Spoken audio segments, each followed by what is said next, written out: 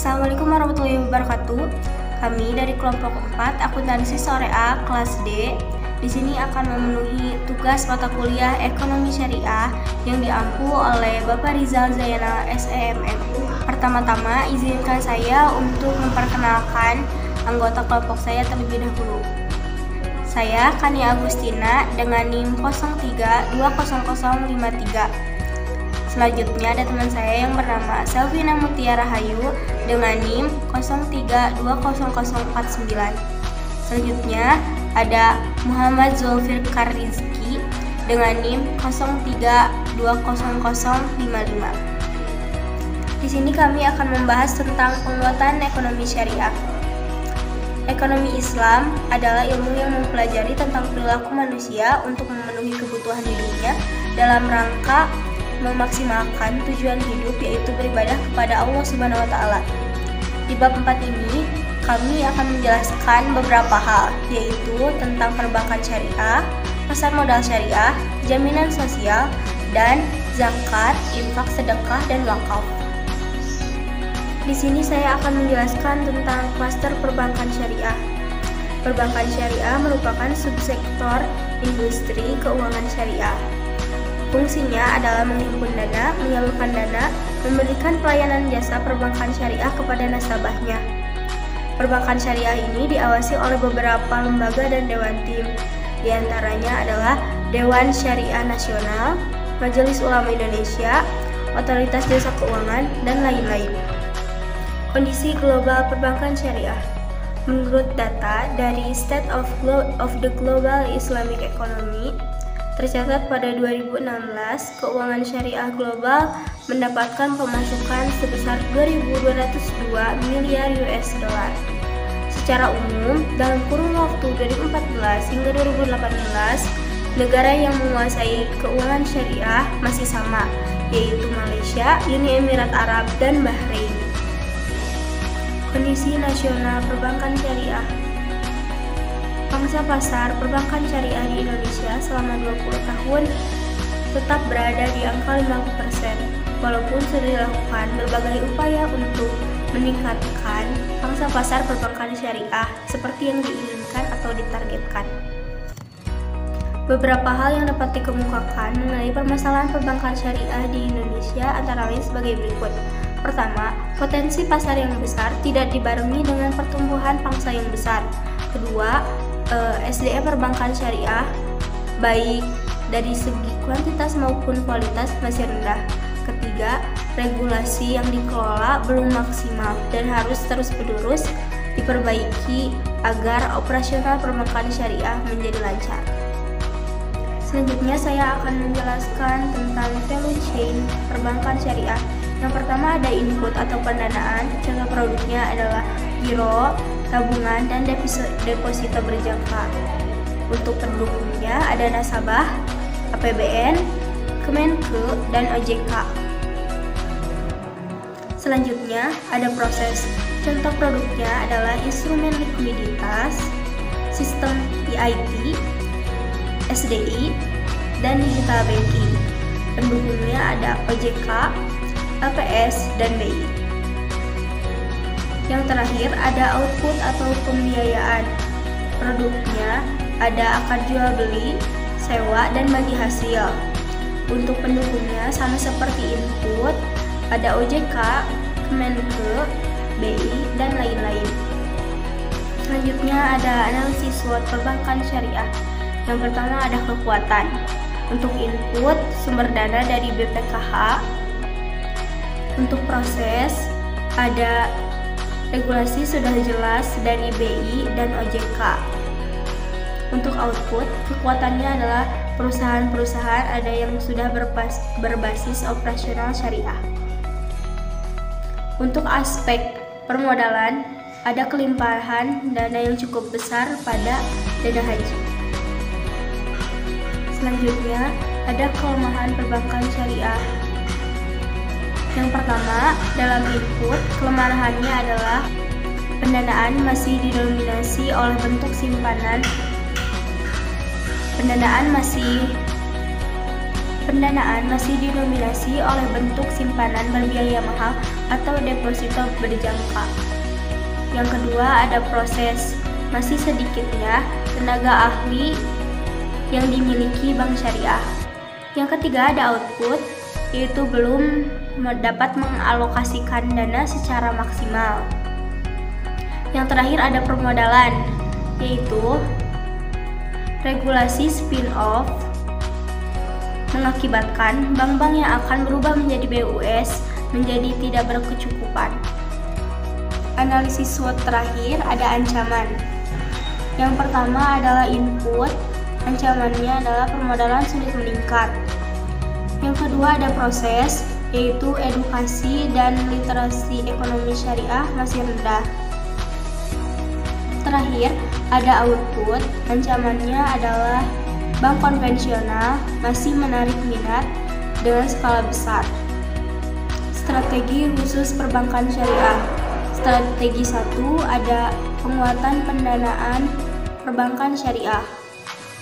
Dengan program yang pertama, integrasi antar sektor. Yang kedua, peningkatan insentif perbankan syariah. Yang ketiga adalah membentuk National Halal Fund. Untuk strategi yang kedua adalah penguatan proses manajemen perbankan syariah. Dengan program pertama, yaitu proses kegiatan penguatan Financial Safety Net dan Service Excellence. Dengan program yang kedua yaitu optimalisasi peran bank umum konvensional dalam layanan bank syariah. Lalu strategi yang ketiga adalah penguatan pembiayaan perbankan syariah. Program yang pertama adalah memberikan stimulus terhadap BUMN atau BUMD syariah.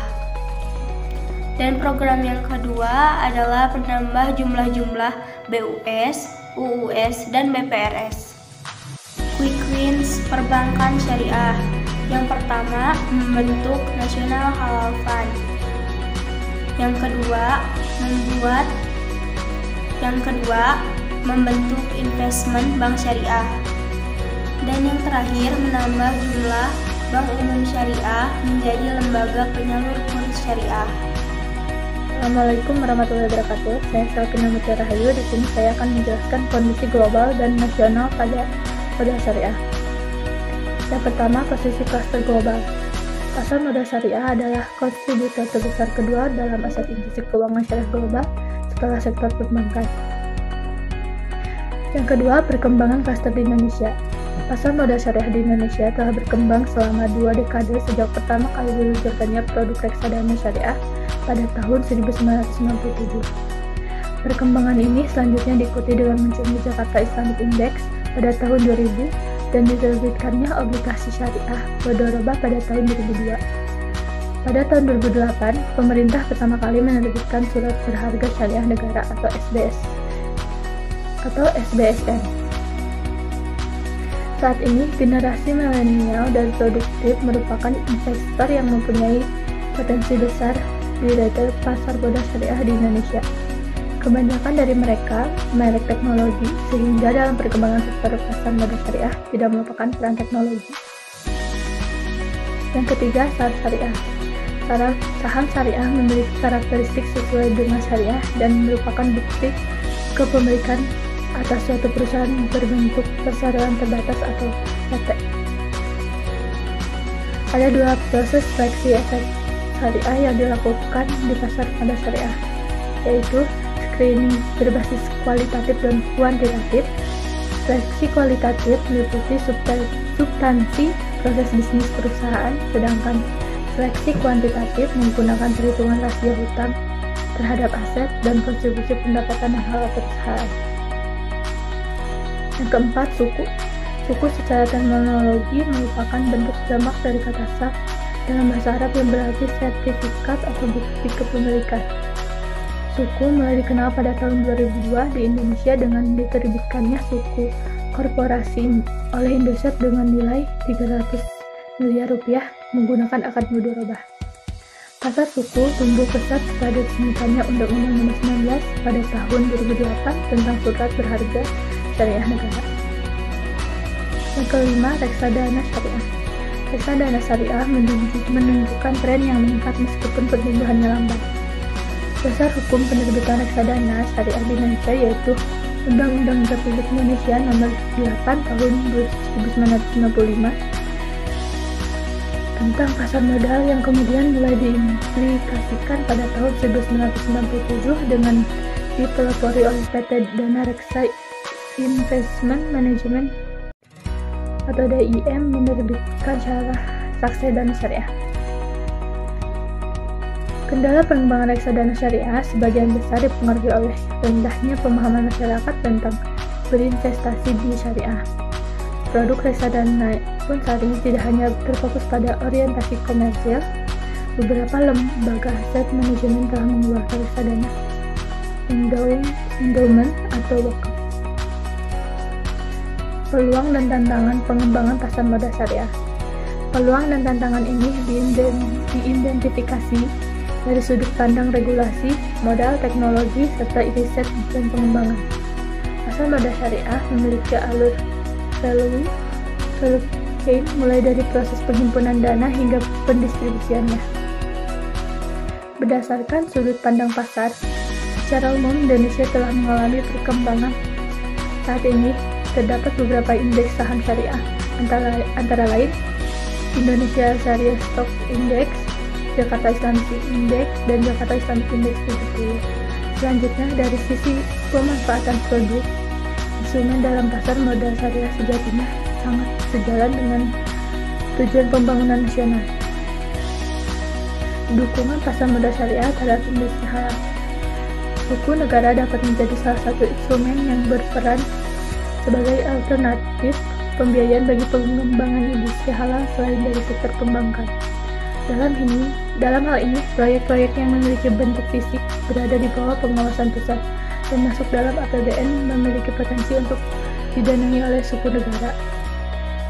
Meskipun demikian, hingga saat ini belum ada proyek pengembangan industri halal yang spesifik menjadi sasaran pembiayaan suku negara. Potensi pembiayaan yang lebih besar lagi juga tersedia pada instrumen suku korporasi dan suku regional. Berbeda dengan suku negara, keduanya memiliki potensi pembiayaan yang luas karena tidak harus melalui mekanisme pengajuan ke APBN.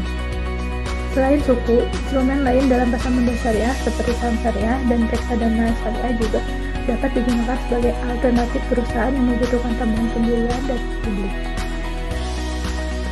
Strategi khusus pasar modal syariah. Yang pertama, penguatan integrasi dengan lembaga keuangan dan instansi lain. Yang kedua, diversifikasi produk pada pasar modal syariah. Yang ketiga, pemberian insentif untuk mendorong industri halal. Yang keempat, value enhancement pada pasar modal syariah. Yang kelima, pendalaman pasar keuangan. Quick win pasar modal syariah. Yang pertama, penerbitan SPSN wakaf suku. Yang kedua, adanya undang-undang dan peraturan pelaksanaan dalam rangka mendorong penerbitan suku daerah. Yang ketiga, green land atau fast track penerbitan suku korporasi. Klaster jaminan sosial. Dalam definisi ISSA, jaminan sosial dapat meliputi program asuransi sosial, program bantuan sosial, universal program, mutual benefit scheme, national provident fund, dan bentuk-bentuk lain yang disesuaikan dengan perkembangan setiap negara. Perkembangan jaminan sosial negara-negara di dunia dapat dilihat dari tiga hal, yaitu comprehensive jaminan sosial coverage, program-program yang berdampak secara sosial dan ekonomi, serta administrasi dan manajemen yang efektif dan efisien. Indonesia memiliki Undang-Undang Nomor 40 Tahun 2004 tentang Jaminan Sosial sebagai salah satu bentuk perlindungan untuk menjamin seluruh rakyat agar dapat memenuhi kebutuhan dasar hidupnya yang layak. Kondisi global dan nasional. Meskipun kemajuan signifikan dalam praktik perlindungan sosial di dunia, laporan dari World Social Protection Report tahun 2017 sampai 2019 yang dirilis oleh Organisasi Perburuhan Internasional menyebutkan bahwa saat ini mayoritas populasi di dunia masih belum mendapatkan proteksi jaminan sosial yang layak. Jaminan sosial di banyak negara muslim, khususnya negara maju, sudah sangat komprehensif, masif, dan terintegrasi. Di satu sisi, hal ini digunakan sebagai alat memobilisasi penerimaan negara bagi pembayar pajak, dan di sisi lain sebagai alat penyaluran program penjaminan sosial. Melalui mekanisme ini akan didapat manajemen anggaran serta efektivitas program yang semakin mudah untuk dipantau dan sistem yang komprehensif dalam hal pengawasan dan evaluasi. Sementara itu, penyelenggaraan jaminan sosial di Indonesia telah dilaksanakan baik oleh pemerintah maupun oleh perusahaan swasta. Jaminan sosial melalui pemerintah dilaksanakan melalui institusi Badan Penyelenggaraan Jaminan Sosial atau BPJS Kesehatan dan BPJS Ketenagakerjaan. Selain hal tersebut, salah satu perkembangan pesat penyelenggaraan jaminan sosial di Indonesia adalah terkait pengembangan kepesertaan jaminan kesehatan nasional Kartu Indonesia Sehat atau JKN-KIS yang mencapai sekitar 201 juta rakyat Indonesia per Agustus 2018. Selain jaminan sosial yang diselenggarakan oleh pemerintah, terdapat beberapa program jaminan sosial yang dilaksanakan oleh perusahaan swasta, termasuk di dalamnya yang menawarkan produk jaminan sosial berbasis syariah. Jaminan sosial berbasis syariah ini diselenggarakan secara formal dalam skema asuransi syariah dan dana pensiun berbasis syariah. Asuransi syariah sendiri telah berkembang sejak tahun 1994 melalui pendirian PT Syarikat Takaful Indonesia oleh tim pembentukan Asuransi Takaful Indonesia atau TKI. Meskipun demikian, regulasi yang secara spesifik mengatur tentang usaha asuransi dengan prinsip syariah baru diresmikan 16 tahun kemudian melalui PMK nomor 18, PMK nomor 010/2010 tentang penerbitan prinsip dasar penyelenggaraan usaha asuransi dan usaha asuransi dengan prinsip syariah.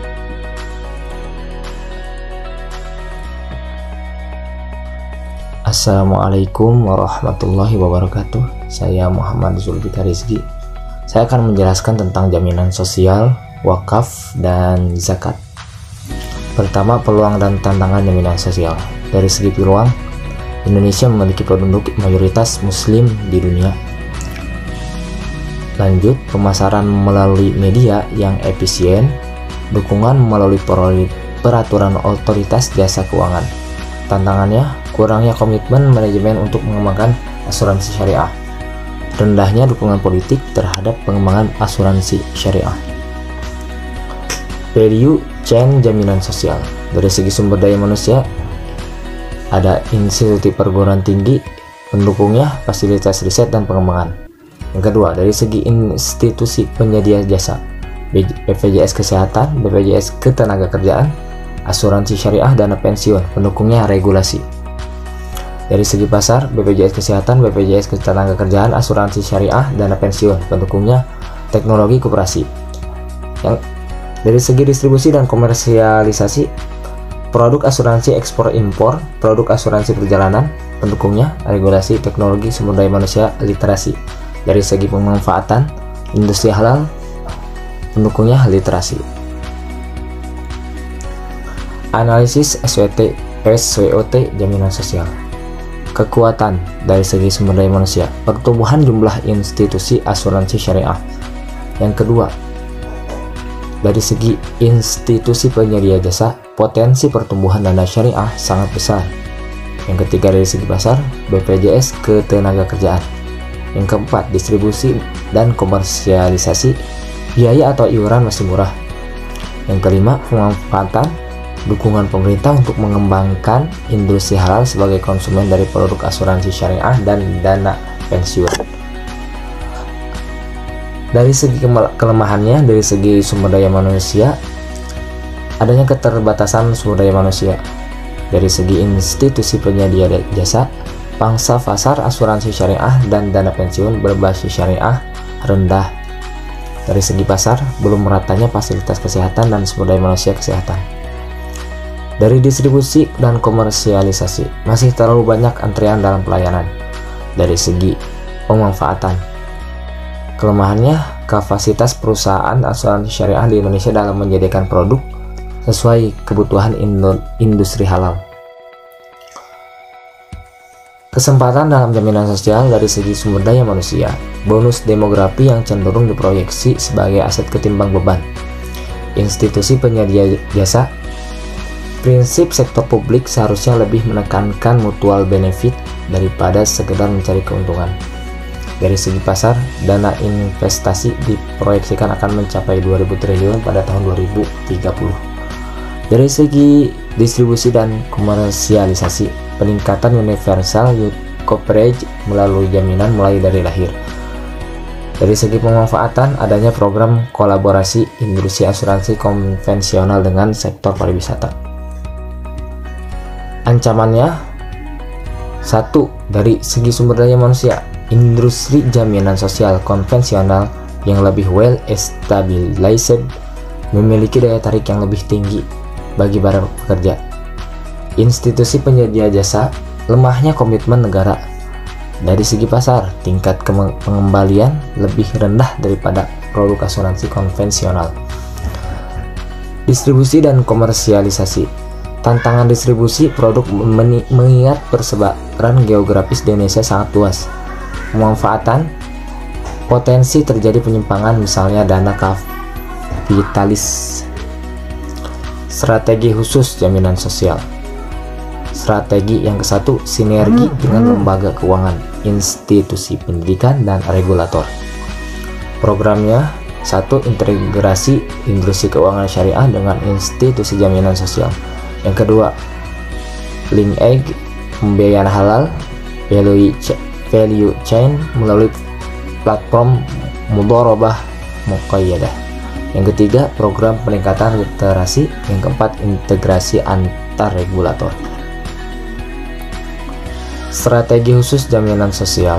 Strategi 2, pengembangan asuransi syariah untuk seluruh masyarakat. Programnya yang 1, optimalisasi pemanfaatan asuransi mikro syariah untuk UMKM. Yang kedua, optimalisasi pemanfaatan asuransi syariah untuk pelaku usaha industri halal. Yang ketiga, optimalisasi pemanfaatan asuransi syariah untuk pariwisata halal. Yang keempat, pengembangan model bisnis community based bagi asuransi syariah. Yang kelima, ekstensifikasi produk berbasis syariah pada BPJS ketenaga kerjaan. Tantangan zakat dan wakaf, peluang zakat, pengetahuan dan kesadaran masyarakat yang baik mengenai zakat. Peluang wakaf, masih terbatasnya pengetahuan kesadaran masyarakat mengenai wakaf, khususnya mengenai wakaf uang dan wakaf dengan uang. Tantangan zakat, masih kurang optimalnya penggunaan teknologi dalam zakat, terutama pada Baznas dan LAZ tingkat daerah. Tantangan wakaf, belum adanya pusat kajian strategis BW. Value chain zakat dan wakaf, dari sisi penghimpunan, wakif, muzaki, dan donatur. Pendukungnya, awareness, regulasi dan tata kelola R&D teknologi, dan nawab. Pengelolaan dana zakat, pengelolaan dana wakaf, pengelolaan dana infak dan sedekah, pengelolaan dana sosial keagamaan lainnya. Pendukungnya, regulasi dan tata kelola R&D teknologi, sumber daya manusia. Dari sisi distribusi, penyaluran, sektor sosial, sosial kemanusiaan, pendidikan, kesehatan, dakwah, dan ekonomi. Sektor realnya, industri halal. Pendukungnya, sumber daya manusia, regulasi, dan tata kelola. Sekian dari kelompok kami, semoga materinya dapat dipahami. Mohon maaf bila ada kesalahan. Wassalamualaikum warahmatullahi wabarakatuh.